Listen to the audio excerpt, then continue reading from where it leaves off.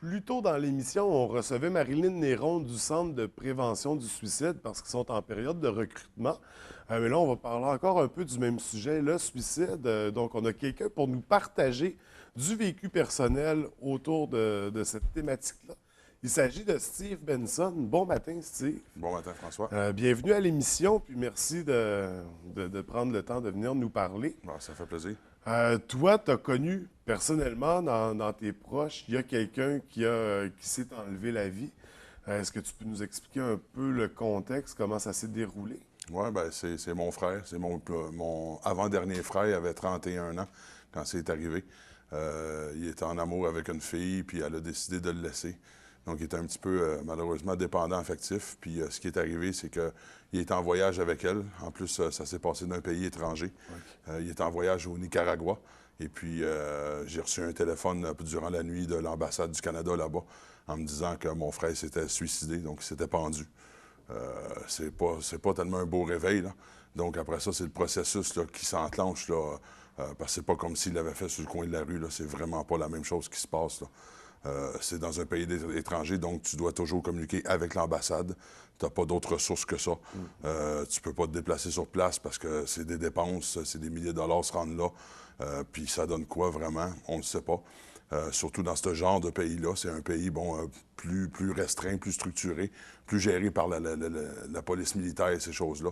Donc, c'est moins accessible, c'est plus gardé secret. On n'a pas eu ces choses personnelles. On n'a jamais reçu ces choses personnelles. L'ambassade ne nous a pas vraiment beaucoup aidés là-dedans. Ça, ce qui est très dommage, ce qu'il faudrait améliorer de ce côté-là. Par contre, ce qui nous coûtait le moins cher pour nous, c'était de faire incinérer son corps là-bas et puis de nous envoyer la urne avec les cendres. Toutefois, il n'y a jamais eu d'enquête. On n'a jamais eu de résultat de rien. Donc, est-ce qu'il s'est vraiment pendu? C'est une question qu'on va rester avec toute notre vie. Puis, est-ce que c'est vraiment mon frère qui est dans la urne? Ça non plus, on ne le sait pas. T'sais, ils ont peut-être mis son corps dans une fosse commune, puis une pelle de cendre dans une, puis tiens, voilà votre frère là, pour avoir de l'argent, mais c'est tout, là, tu sais. Fait que c'est pas... C'est des questions qu'on va demeurer toute notre vie, fait que c'est vraiment pas facile à essayer de gérer ça, là. Est-ce qu'il y avait eu des signes annonciateurs à cet événement-là? Est-ce qu'il y a des appels à l'aide, Dans le passé, il avait déjà fait deux, trois tentatives, dont moi je l'avais sauvé une fois, là. Il était dans la salle de bain avec un couteau, là. Moi, j'ai défoncé la porte, puis je l'ai sorti de là. Mais cette fois-là, il était à 5000 km de nous autres, donc on n'a eu aucun signe. Il est parti, il était de bonne humeur, puis c'était correct. Puis non, cette fois-là, on n'a pas eu de signe parce qu'il n'était pas près de nous, malheureusement. T'sais, il aurait dû rester près de nous, puis on aurait été capable de l'aider, mais là, malheureusement, on n'a pas pu rien faire. On ne l'a pas su. Comment qu'on vit ça quand un proche comme ça décide je dirais de passer de poser ce geste-là? Est-ce qu'on se sent impuissant? Est-ce que c'est de la colère, de l'incompréhension? Comment ça se passe à l'intérieur? C'est tout en même temps. C'est de l'incompréhension. Hein. Pourquoi? Tu sais, on est là, nous autres, puis il savait qu'on était là, on a toujours été là pour l'aider, on a toujours été là pour l'appuyer. Il est venu passer des soirées chez nous à pleurer parce qu'il filait pas, puis il savait qu'il pouvait compter sur nous autres. Bon, apparemment, là, sa blonde qu'il avait là-bas, elle nous a dit qu'il avait pris vraiment là, une grosse brosse, là, puis il était vraiment sous. Bon, est-ce que c'est ça qui a fait que qu'il a décidé de le faire en ce moment? Mais, tu sais, comme je vous disais, mon frère mesurait 6 pieds 4. Donc, pour se pendre, ça prend quelque chose de haut, là, tu sais. Ouais. Fait que c'est pour ça que ça demeure toujours avec les doutes. Euh, L'incompréhension, c'est sûr. De la colère, parce qu'on y en veut, tu sais, de nous avoir fait ça. Ce qui est le plus dur là-dedans, c'est pas la personne qui est partie, c'est pour ceux qui restent. Nous, on doit vivre avec ça. C'est nous autres qui doivent vivre avec ça. Lui, il n'y en a plus de problème, là. Mais nous autres, dans notre conscience, moi, ça fait 4 ans qu'il est parti, puis j'ai encore de la misère à l'accepter, puis c'est vraiment pas facile à vivre avec, là. Comment, ben, toi aussi, tu as pu avoir à certains moments des idées noires, je dirais. Comment, c'est quoi les ressources? Comment qu'on s'en sort dans ce temps-là quand on a des idées comme ça en tête, des idées de s'enlever la vie, des idées de se faire du mal? C'est quoi les ressources? Bien, les ressources, contrairement à ce que le monde pense, il y en a énormément. Puis c'est très accessible pour tout le monde. Il y a premièrement, là, il y a le 811 qui est Info Social. Tu appelles là, puis tu dis, gars, c'est devant un camion que je m'en vais ou vous venez m'aider. immédiatement, les ressources se déploient. Dernièrement, moi, j'ai vécu là, dans ma vie personnelle là, certaines périodes difficiles, dont une séparation, une vieille dépression que j'avais toujours pas réglée depuis 2010.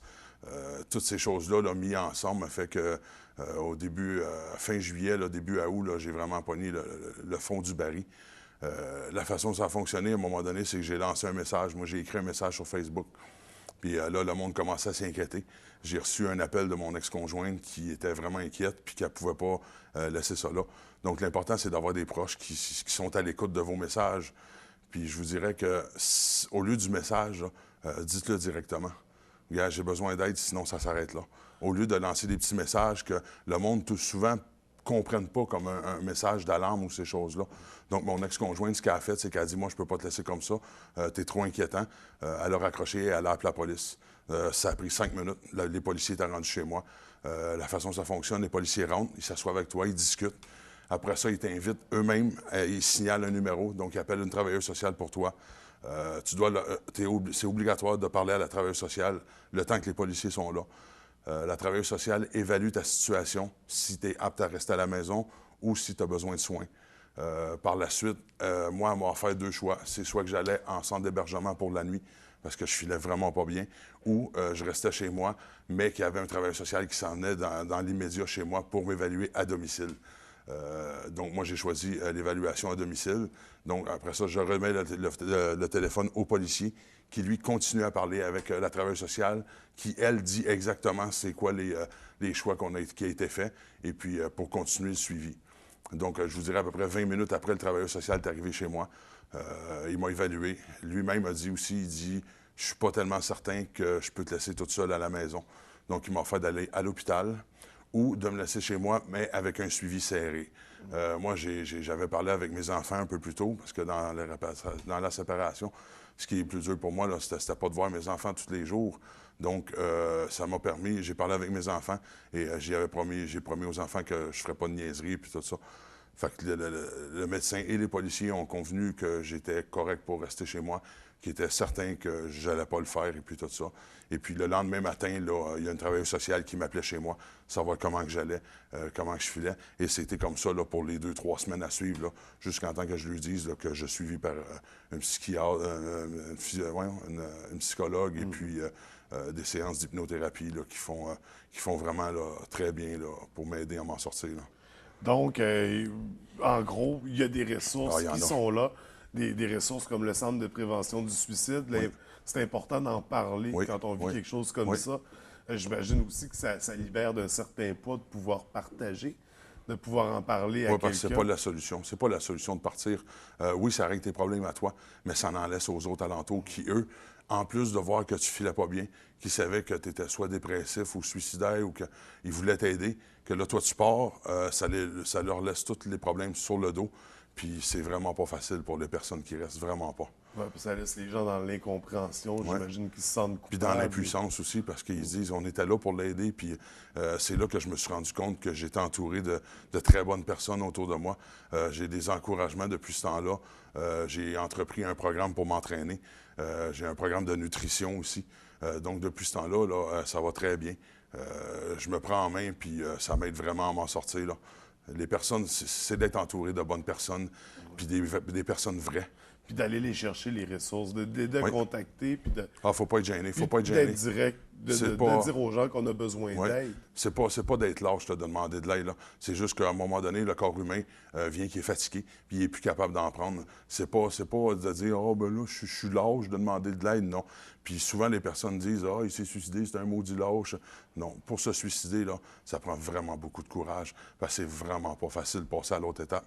Je le sais, j'ai été plusieurs jours avec des pelules dans les mains à regarder sur Internet, voir lesquelles qui me feraient plus de dommages. Puis je me rendais compte qu'il n'y en avait aucune, donc j'avais commencé à regarder d'autres solutions. Fait que ça prend vraiment, vraiment, vraiment beaucoup de courage pour le faire. Donc, il n'y a pas personne qui est lâche. Puis quand on est malade, on a besoin d'aide, donc il ne faut pas être gêné de le demander. C'est pas un caprice, puis les ressources sont là. Ils sont payés pour ça, puis ils vont vous aider. Le CLSC, le 811, Suicide Action, il y a du monde. Il y a du monde. La police, appelez n'importe qui, la police, je veux me suicider. Ça va prendre 5 minutes, puis ils vont être chez vous, puis ils vont vous aider. Puis ils vous enverront pas des policiers qui vont jouer au baveux pour vous écœurer, là. C'est vraiment, moi, les policiers qui sont venus, là, c'était vraiment, là, 2 policiers, là, c'était vraiment 2 merveilleuses personnes. Ils se sont assis avec moi, ils m'ont parlé, ils m'ont vraiment compris, tu sais, puis tu voyais qu'ils essayaient de changer de sujet, puis ils me faisaient des petites farces, puis ils me donnaient des encouragements, là. C'était vraiment, là, très bénéfique pour moi, là. Ben écoute, Steve, merci beaucoup. Merci d'être venu nous partager ça. Ça me fait plaisir.